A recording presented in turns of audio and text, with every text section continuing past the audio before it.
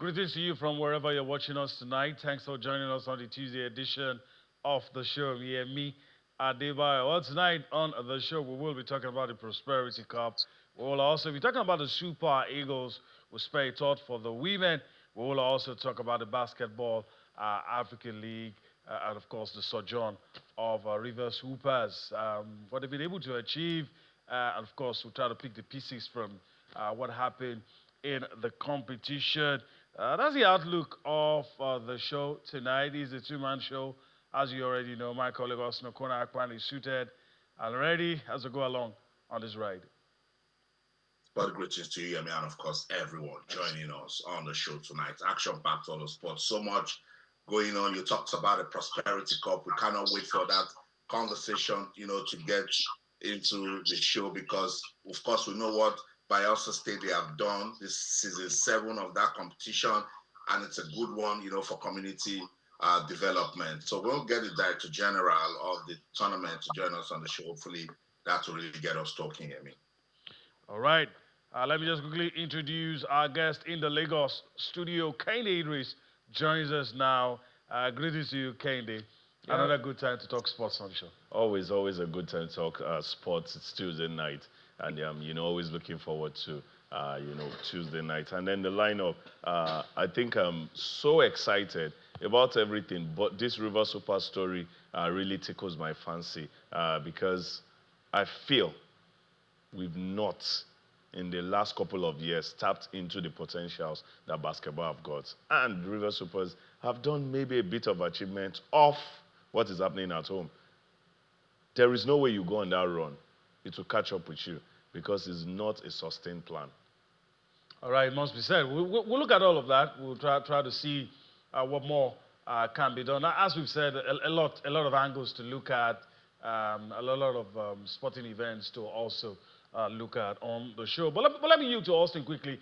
We're going to buy outside in a bit the Prosperity Cup. Austin is the man that loves to talk grassroots. Let me allow him to do the honors tonight. Prosperity Cup once again is being sustained and, of course, giving us something to talk about. One of the things I'm very happy about. I love it, I love it so much. I will always talk about it that if we want to develop sports in Nigeria, this is the way to go. And Bayelsa State, they've been consistent with this. This is the 7th edition. Over 250 communities, competing in this one. And they're not just, doing it with just football. They are also getting some coaching training in the mix. They are also getting scouting. They're getting that football environment busy. And what a good way to do it, to get into the communities where they know that it is very, very important to, catch them young and use it to curb some of the youth restiveness that, we suffer, in Nigeria. And it's not just the men, it's also for the women. Hopefully when we get the DG to join us, he'll be telling us more because the final will be played on Friday, 3rd place and final right there in Yanagwa. For this competition, it goes beyond, maybe prize money or young people just coming together to play football. It is the bonding, the social cohesion, a lot of benefits embedded in this one. And Kaide Idris, while we wait for Honor Akpe, the DG of the Prosperity Cup, to join us. When we talk about grassroots, a lot of people just believe that it's just organized one-off tournament and then that's it. But Bayelsa State, if you want to use what they have done with this Prosperity Cup, I'm sure you understand it's part of the reason why they're a shining example for sports development in Nigeria. Yes, definitely, Austin. Maybe I should take a leave from the women. Look at what they've done with Prosperity Cup over the years, and it has told on the way women's football have been in Bayelsa. No surprise that anybody who goes or any team that represents us at the continent, that's the Women's Champions League, need to better what Bayelsa Queens have done. They had a team who had at least finished in the last 4, finished as the 3rd best team in the tournament when they represented. So if you're coming from any region around Nigeria, for you to do anything special, you need to better what Bayelsa had done. And that was bettered from those little things they've done in their state, continually, consistently. And then they took it from small to making it mega. Now, people from Neighboring states are even looking into, being part of it. And that's what you do. You can't just talk about it and let's do this. Do something that will get everybody together. And that is what Bielsa is doing. And now the male are also benefiting from it. I won't be surprised if the male starts shocking us in the men's league and, men's football. Also, look at athletics, so many other sports. Bielsa is becoming a proper hub of sports in Nigeria. And we're not just here because we want to wax lyrical about them. We're talking about things that are visible. You need to just check into what Bielsa is doing with sports, and definitely there is nothing more to be said. And so I say, well done. Continue to do what you're doing. And hopefully, the remaining 35 states, including the FCT, would tap from what Bielsa is doing and would have a wholesome growth in our football and in extension in our sports. All right, let's talk about the journey so far. I'll go across the screen in a bit just to show you what's going to happen in the third place and the final. That, of course, Austin told you it's been 7 years of successive hosting and good stories. So I'll just go across now and, of course, tell you what's going to happen on Friday, June 13th. You're going to be having the third place match. It's going to be between, talking about the 2025 Prosperity Cup, it's going to be between Bayelsa United Fielders and Crusaders FC. And on Saturday, June 14th, the game for the final will be between EGM FC and Advanced Dreams. What a name, Advanced Dreams. So that's what the final will be, and it's going to be interesting. And like Austin said, it's beyond the prize money. The consistency is what gets to me, and all the other things that we may not really talk about, but are fringe benefits of having this competition. Most importantly, getting the youths off the streets, curbing restiveness and all the other things. But let's look at what has been happening for the past 7 years, just to show you that it has been going on for a while. So we'll show you the winners and the runner-up. In 2015, you had the team from Brass local government winning in 2015, River Ramos and the other team being the runner-up in that. In 2017, Peretro Gene FC emerging winner in that one, and you have the other teams that followed closely. Then we move 2018. You could see the progression, the winners, the Okolobiri FC from Yenagoa local government winning the one that was hosted in between 2018 and 2019. Then, of course, 2002, the team that's also playing the final, that will be playing the final on Saturday, EGM FC of Yenagoa, of course, emerging winner, and Odioma FC of Brass local government coming out as the runner-up. In 2023, Crusaders FC of Akarama local government came out on top. And of course, in 2024, Ogbonobiri FC of Southern Ijo local government came out on top. So that's the history of the Prosperity Cup. So we're not just waxing lyrical, we're telling you all the things that has happened. All right, joining us on the show is the tournament director of the Prosperity Cup. Ono Akpe joins us on the show tonight. Greetings to you, sir. Thanks for finding time to be with us on the show. Greetings to you at Channels. You guys are doing a great job for sports, and it's great and wonderful for me to be here with you tonight. All right, let me just throw this in before I yield to my colleague. I mean, I would love to ask, how has it been? Consistency is a major problem in these parts, but we just reeled out six past edition, this one making 7. How has it been, ensuring that this tournament gets to hold in spite of whatever may be happening around, but this tournament, I mean, nothing stops it from being held? I think the most important thing is the support base you have. That has been the great reason for our successes so far. We have a wonderful support base from a governor who is passionate about sports, is passionate about youth development. Remember, he was a commissioner years ago a commissioner of sports some time ago before he became governor. And at that time, he was able to get infused into the sports development of the state. And when he came into government, the tournament had started before him.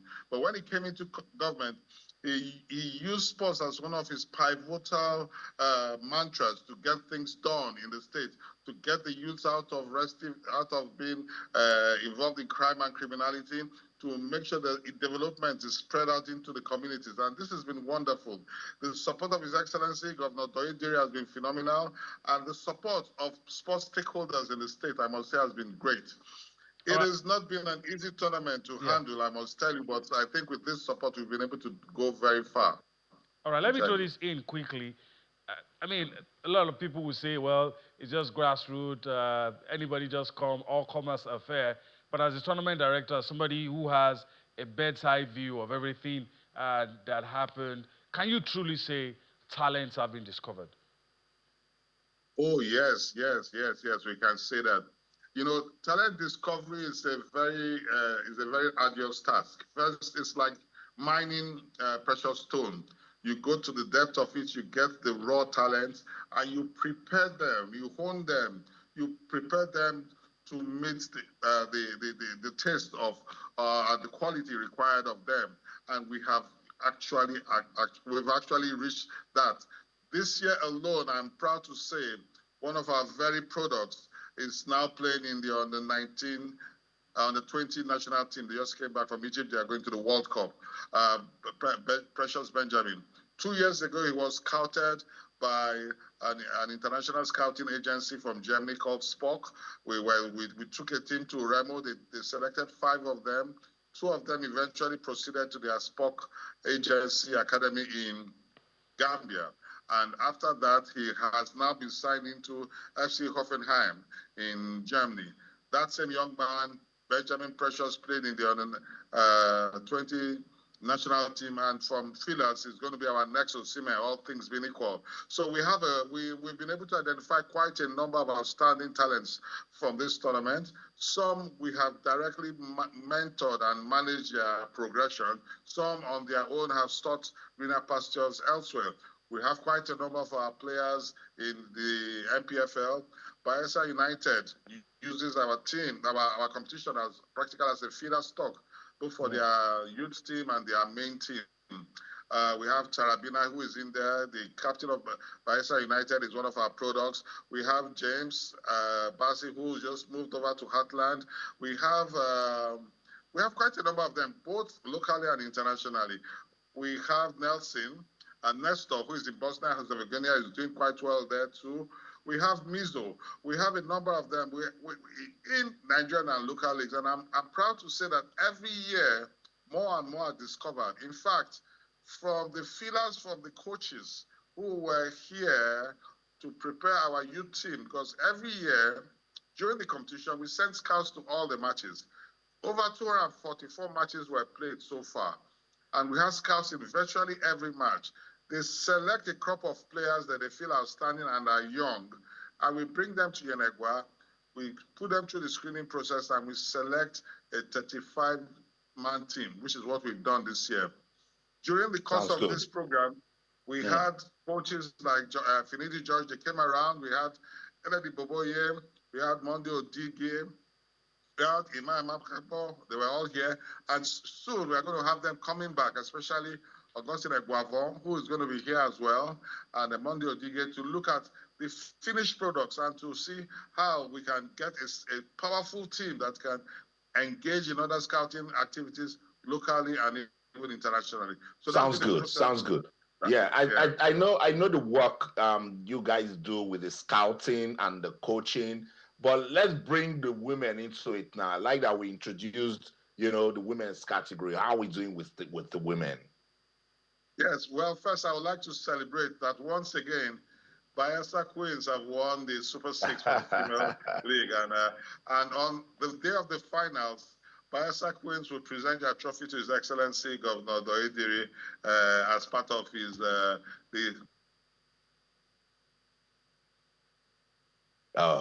Sure, we're having some issues connecting with. In sports. Yeah, in sports, and that is great. Now we started the female segment about just 3 weeks ago, editions ago. This edition we now have 27 female teams are registered. 20 actually played. 7 could not meet up the criteria and couldn't play. 20 actually played, and they had engaging football. We were very thrilled by the level of soccer artistry displayed by these ladies. They're going to say a lot in the third place match and in the finals. There was a particular match I was so excited about. There were young girls. I don't think the eldest girl the oldest was not more than 16 years old. They came from a school at a community called Inazuzwama, Southern Ijo. When they lost the finals, those girls cried as if they've lost their parents. It was heart-wrenching. When they lost their match, it was not a final, sorry, their match, and it was in a penalty shootout. They cried as if they've lost a parent. It was a quarterfinal match. It was really very touching. That's the passion of football. There was no coach. That was passion. That was acceptance and feel. And when I inquired further, that team was put together 6 months ago. Those guys have never played football until 6 months ago. And they did so well, beating other bigger teams until they got to the quarterfinals. So we decided to support that team, give them boots. We are buying a whole set of kits for them, giving them an honorarium as the most improved team, and giving them monthly support until the next edition. So this is our joy. When we see outstanding female players and male players like this, we're excited and want to give them the best to make sure that they excel. They might not do it today, but they might do it 2-3 years later. That is the hope. The final is on Friday. Before we let you go, what should we expect? No, explosive. We have a very creative young team called the Advanced Dream team. That is the home team of Benjamin Precious, the young man who is now playing in the under-20 national team. He was even on ground to support them and to encourage them. They are a very creative young team. I like them. Then we have EGM, a very resolute, hard-working team, determined team. They've won the tournament before, and they know how to win tournaments. They know how to win games. So it's going to be an explosive finals. We are expecting the NFF president is confirmed that he's going to be here as our special guest for honor. We expect the chairman of the National Sports Commission to be here, Malam Shehu Diko. We expect the DG of the National Sports Commission also to be here. Then we have an array of coaches led by Augustine Eguavo, the technical director of the NFF is going to be here. We've equally invited Manu Garba of the under-17 team. So it's going to be an explosive finals for us, both for the female and the male team. Interestingly, what we realized, because of the coaching clinic we started at the beginning of the tournament, most of the coaches that are doing well now are those who participated in the coaching clinic.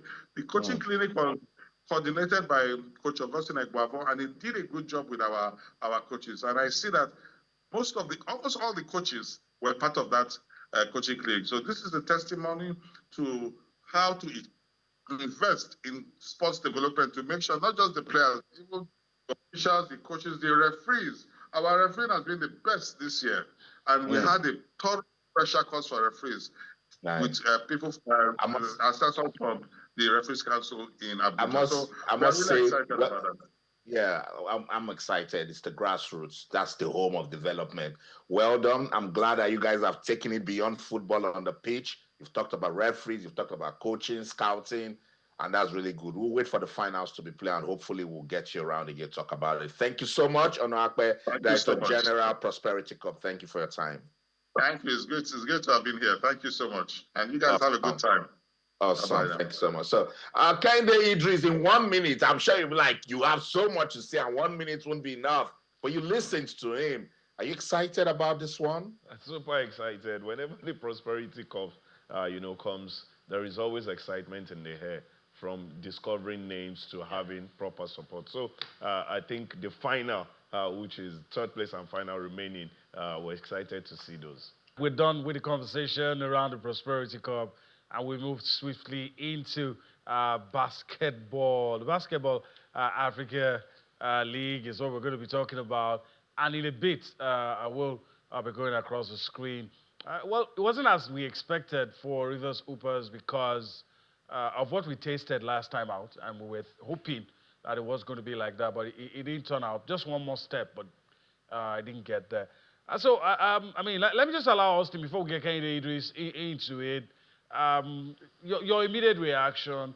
There are a whole lot of angles we could look at. Some have said, uh, I mean, how does the domestic league benefit from this? Some have said, okay, we're only there in name. You know, a lot of things.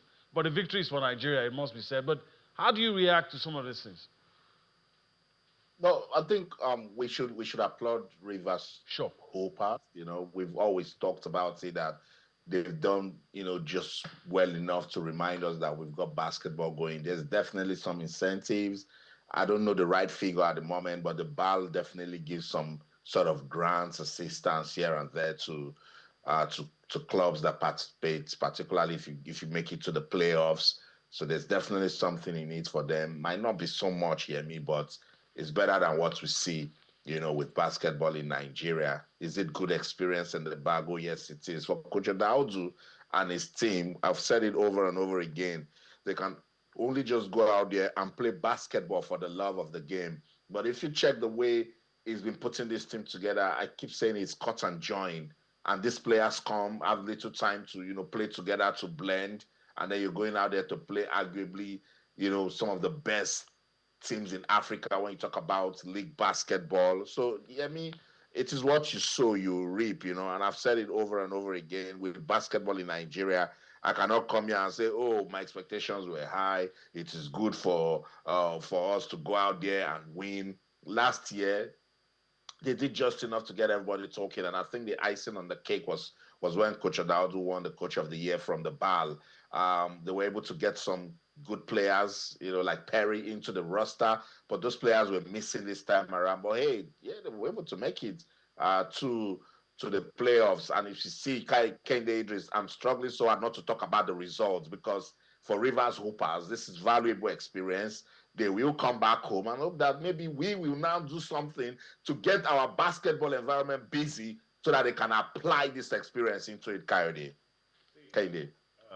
These are times where I always think maybe the supreme being is actually in Nigeria. We should not be achieving anything when it comes to, okay, in this case, basketball. With the kind of run Rivers Supers had last year, some people outside of Nigeria were asking me, how did they do it? Your league, I hear, is weeks and all of that. I'm like, let's leave that, Just found something to tell them. Because that's true, but it's very shameful.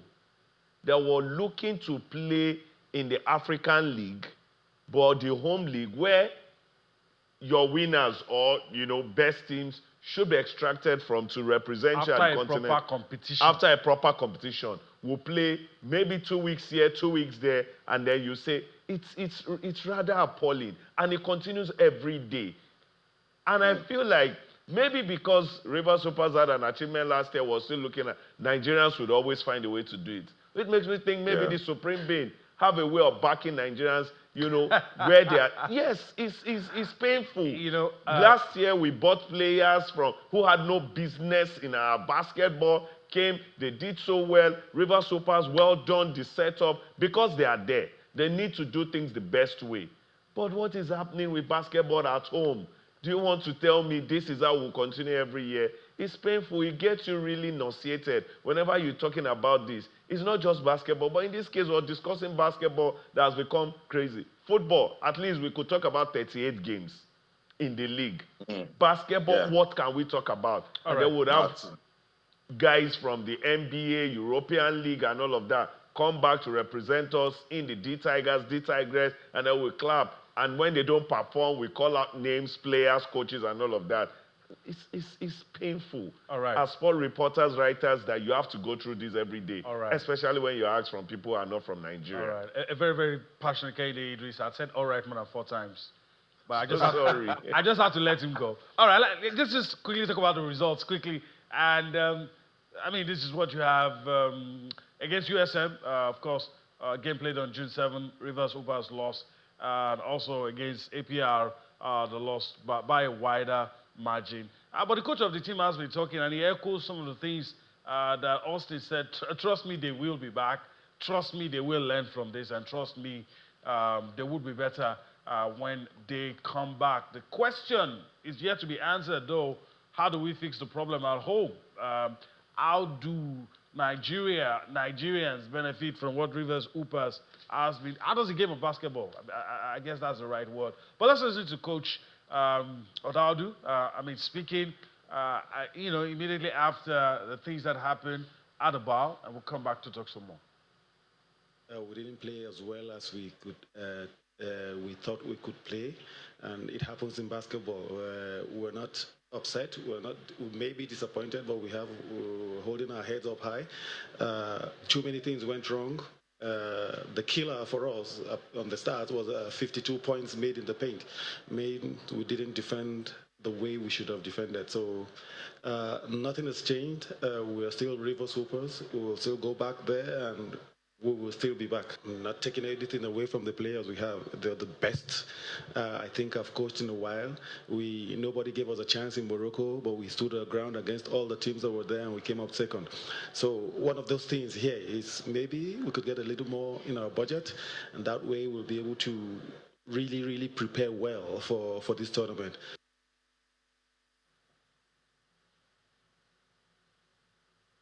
All right, Coach Odaudu, identifying some of the issues and how to move around those issues. All right.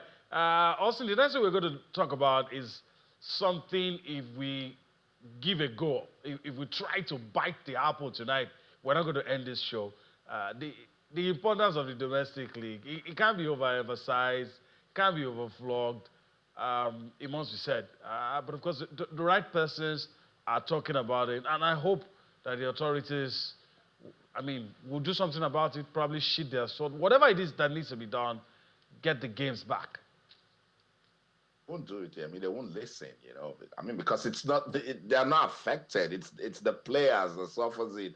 So they don't care about the system. They will go for competitions. They will get extra codes. They will use the office of the Nigeria Basketball Federation, to build their administrators' CV and resumes and all of that, and look for international jobs. And they just don't care. The domestic league is the system. I told them, I don't care whether people are going for international competitions. Just fix the league and get that system busy. This Small Prosperity Cup we're talking about for 7 years running. And look at the DGI lighting the benefits of a competition, tournaments. Yes, it stays 2 weeks, 3 weeks, 1 month max. But it is what it is. Let's listen to Rivers Hoopers coach talking about the importance of having the league. Very, very important. Listen. River State so far has been giving us the support that they have been able to give to us, and trust me, it's miles about what other teams will get. But it's something that we're going to look at going forward, because we need a better roster, and that's something we're going to work towards. We played against US Monastir, who just came off their championship game. Yeah, they lost, but they've been playing for a long time.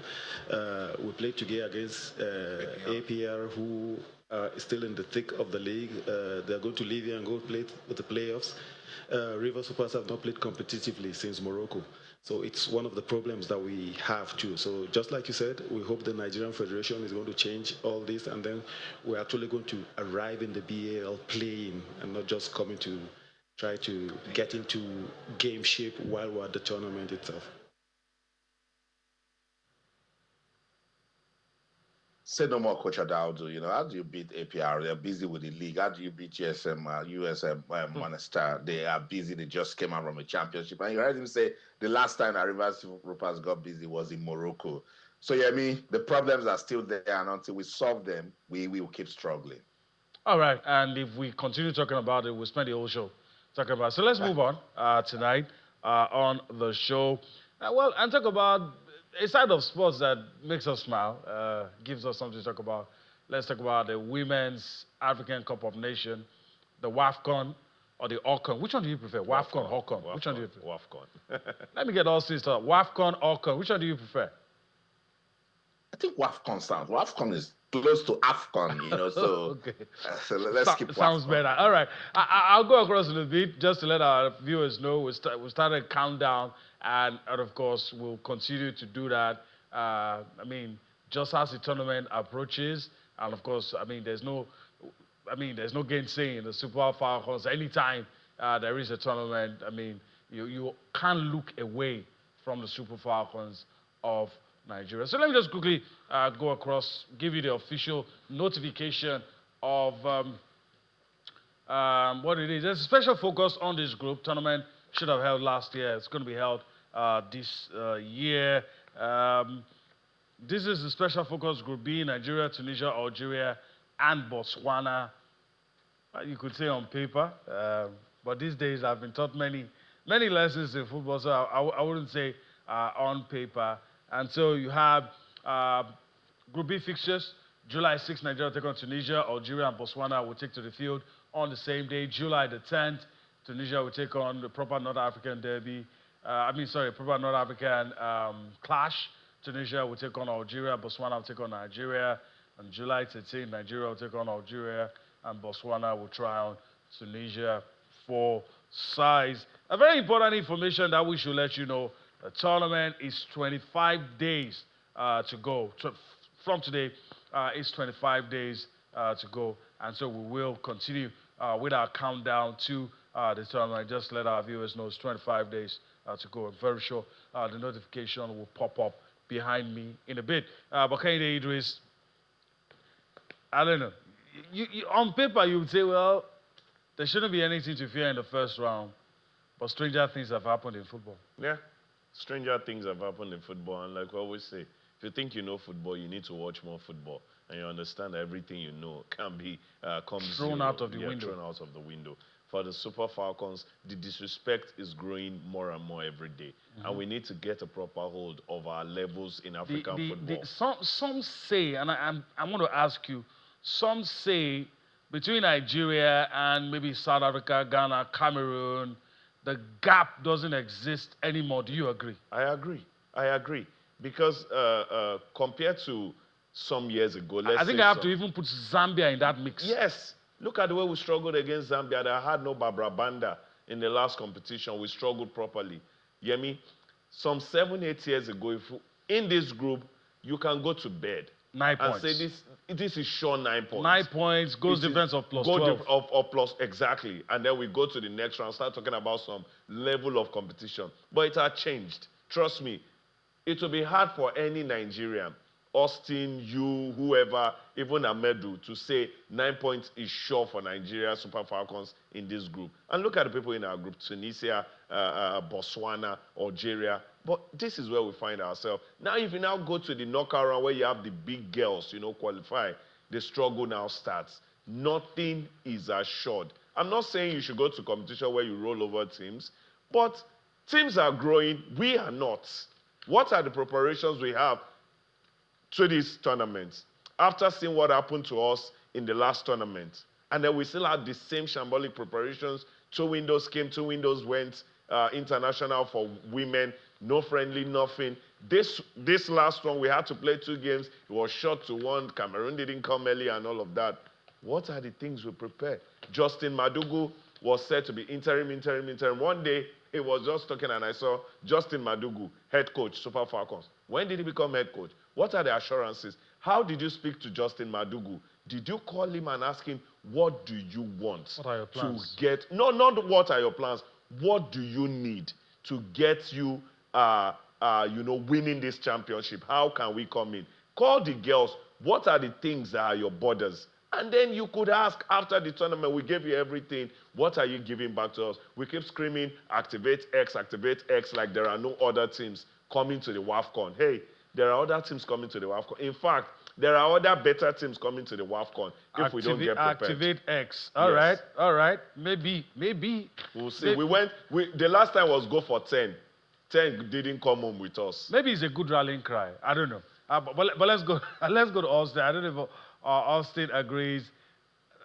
First, let's start from that point about whether or not the gap still exists. I used to think that it has reduced, but we're still maybe shoulders above, you know, but not miles ahead, maybe shoulders above. But Kende Idris has bluntly said the gap doesn't exist. I don't know if you agree with that, and do you think we have settled enough to play this tournament? Let me start with where you landed. No, we haven't settled enough. Going to a major African competition, I used to tell people that is more work than you even going to a proper international competition. And I'll explain. When you play in Africa and you have majority of your players playing abroad, adaptation becomes a problem. They need to acclimatize. You need to have a program in place that will get them ready mentally before they even get into it. And we are not good with planning and organizing. No, we are just perfect with fire brigade approach.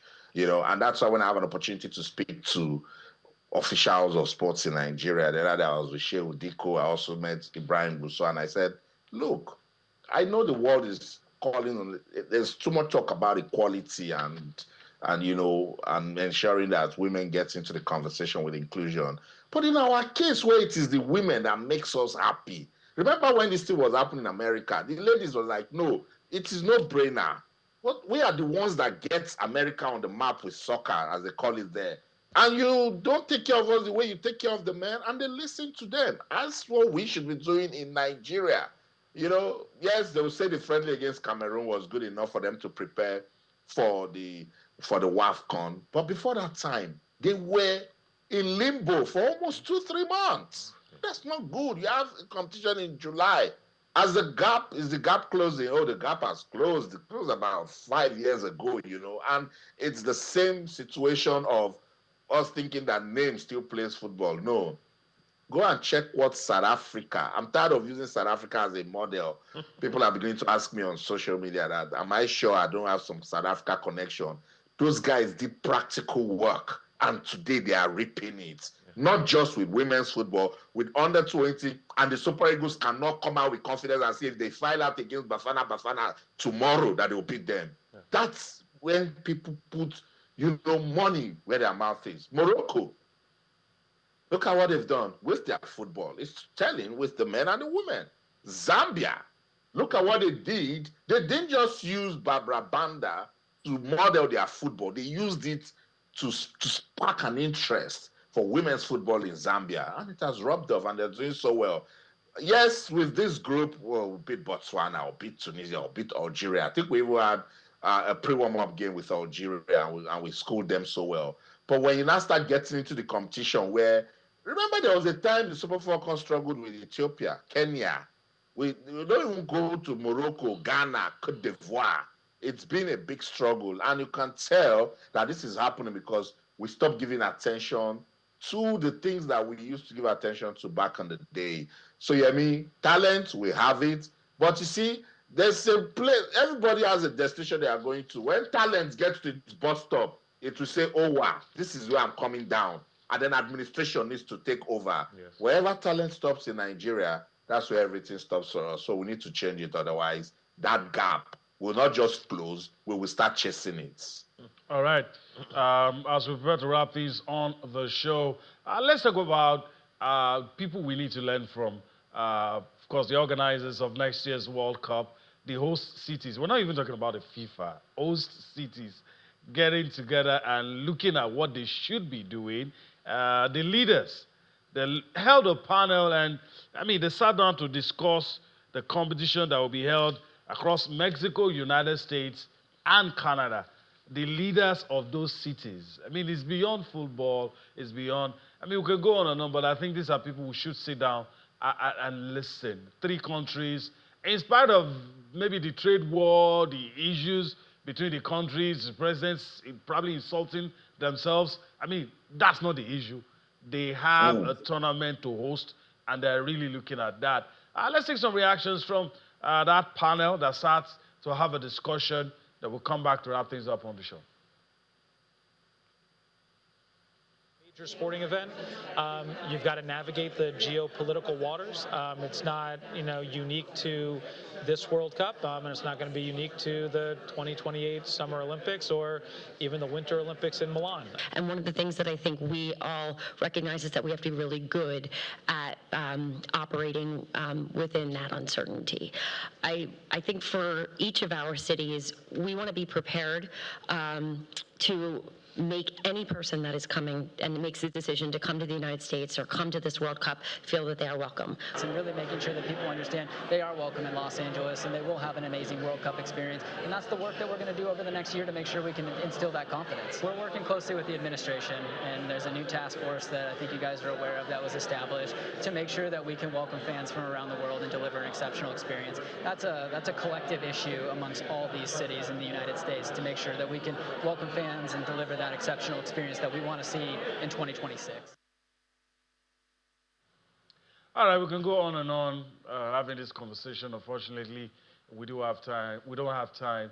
But the first lines from one of the speakers says we have to navigate the geopolitical waters. Yes. They recognize there are some issues, and are trying to nip it in the bud. They're not talking about facilities. They're not talking about fixing transportation.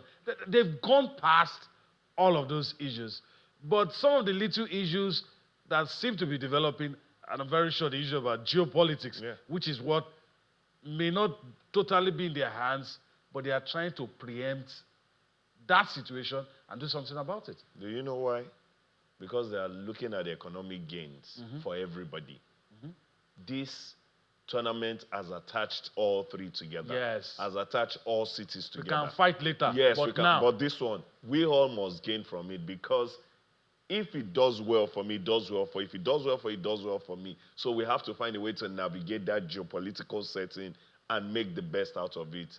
Because this country, our states, our communities must gain economically wise from this. And that's what it is. People will come in. How would they be taken care of? In the process of taking care of them, how will we get things off them that will benefit our economy? It's as simple as that. Yeah. This is why people put into host tournaments, not just to have their names on everybody's lips. No, what will get back into the economy from hosting. All right, Austin, I'm very sure you want to say a thing or two, but I guess that's where we're going to leave it.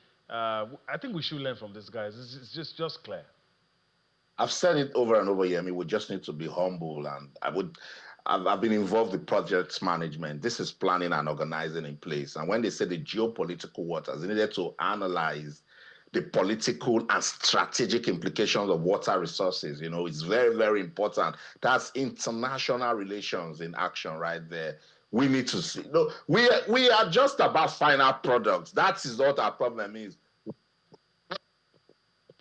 To do it, okay, let's go and do it. No, the processes that takes you to the final product is important. Hopefully we'll get it right Sunday. That's the show in London. I'm Austin Okonakpa, and in everything you do, remember, let's keep talking sports. Bye for now. All right, that's a wrap on the show tonight. I want to thank you for your time, but I also want to thank Kehinde Idris for his time on the show today. I'm going to be listening to Kehinde Idris a lot once we are off camera. But anyway, thank you, Kehinde Idris, for showing up. Nigeria's what makes me lose a lot of my optimism every day. It's good to be here. All right, that's the show. Thank you for allowing us into your homes without knocking on the door. It's a privilege we will never take for granted. I'm Yemi Adebayo. Bye-bye now.